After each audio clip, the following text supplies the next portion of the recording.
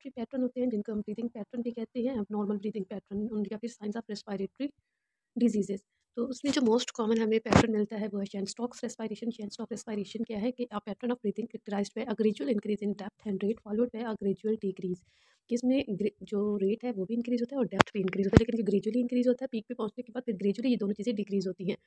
Cosmos breathing आ जाता है, ये डीप ब्रीथिंग पैटर्न होता है, often associated with diabetic ketoacidosis और अदर मेटाबॉलिक डिसऑर्डर्स। इसमें डेप्थ तो डीप डीप सिर्फ हमें मिलता है ब्रीथिंग पैटर्न, बाकी जो रेट है वो सेम रहता है। बस डीप ब्रीथिंग पैटर्न है और उसमें कोई ग्रेजुअल इंक्रीज या डिक्रीज नहीं है, कांस्टेंट ही रहता है। ये मोस्टली डायबिटिक डिसऑर्डर्स में, मेटाबॉलिक डिसऑर्डर्स में मिलता है। बायोट्स ब्रीथिंग है, बायोट्स ब्रीथिंग इरेगुलर ब्रीथिंग पैटर्न है जिसमें ब्रीफ पीरियड ऑफ एपनिया होता है और शैलो ब्रीथिंग पैटर्न है, ये नॉर्मल से शैलो है। एपनियोस्टिक ब्रीथिंग है, a prolonged inspiratory gasp with a pause at the end of inspiration. और लास्ट हमारे पास ये दो साइंस है, पैराडॉक्सिकल ब्रीथिंग, नाम से पता चल रहा है पैराडॉक्सिकल में क्या होता है कि अपोजिट चेस्ट मूवमेंट्स होती है। नॉर्मली क्या होता है, इंस्पायरेशन पे इनहेलेशन पे हमारी चेस्ट एक्सपेंड कर रही होती है और एक्सपायरेशन पे वो वापस जो है रिकॉइल करने की वजह से वापस मूव करती है। लेकिन इसमें क्या होता है कि chest wall moves inward during the inhalation and outward during the exhalation, की इसमें अपोजिट पैटर्न में चेस्ट वॉल की मूवमेंट होती है। और एब्डोमिनल पैराडॉक्स सेम वही चीज़ है, लेकिन ये एब्डोमेन जो है वो मूव करता है इनवर्ड इनहेलेशन पे और आउटवर्ड ड्यूरिंग द एक्सहेलेशन, मतलब नॉर्मल ब्रीथिंग पैटर्न से अपोजिट। ये हमारे पास एक पिक्चर है, इसको हम देख लेते हैं। फर्स्ट वाला जो है ये यूपनिया है, यूपनिया नॉर्मल ब्रीथिंग पैटर्न है, नॉर्मल रेट है, नॉर्मल डेप्थ है।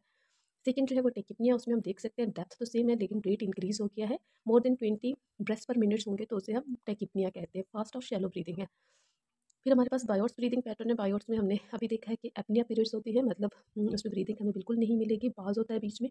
तो ये हम देख सकते हैं बायोट्स में डीप ब्रीदिंग है, रेट ऑलमोस्ट सेम है लेकिन बीच में हमें रेस्ट पीरियड मिल रहा है, एपनिया जो है वो मिल रहा है।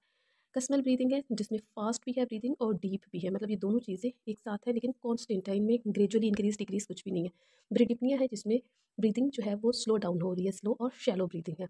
फिर हम देख लेते हैं साइन को, फ्रिक्वेंटली इंटरबर्स्ट साइज होते हैं, इसमें हम देख सकते हैं जैसे कि ये डायग्राम ग्राफ में भी नजर आ रहा है। शेन स्टॉक्स में वेरिंग पीरियड्स ऑफ ब्रेथ्स होते हैं, ये देख सकते हैं रेट और डेप्थ जो है वो ग्रेजुअली इंक्रीज होता होता होता पीक पे पहुंचा और फिर ग्रेजुअली डिक्रीज हो रहा है, बीच में हमें अपने पीरियड भी मिलता है। और सेंट्रल स्लीप एपनिया में क्या होता है, ब्रीदिंग पैटर्न के डीप और जो रेट होता है वो भी इंक्रीज़ होता है। फास्ट और डीप ब्रीथिंग होने के बाद अचानक से सडन जो है वो एपनिक पीरियड आ जाता है, वो पॉज़ आ जाता है बीच में, जैसे कि ये ग्राफ में हमें नज़र भी आ रहा है।